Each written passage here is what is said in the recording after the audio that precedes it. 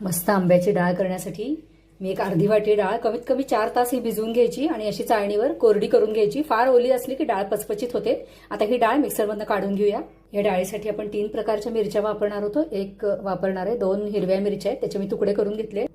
कैरीच्या आंबटपणानुसार आणि आपल्या आवडीनुसार याच्यामध्ये कैरीचा खीस घालायचा आणि ही कमीत कमी एक 15 मिनिटं अशी झाकून ठेवायची, म्हणजे मग कैरी छान मुरते आणि आंब्याच्या डाळीला चव खूप छान येते। तेलाचं टेम्परेचर अगदी योग्य पाहिजे। थोडीशी जिरं आणि थोडीशी मोहरी मी घातलेली आहे। कढीपाला घालूया।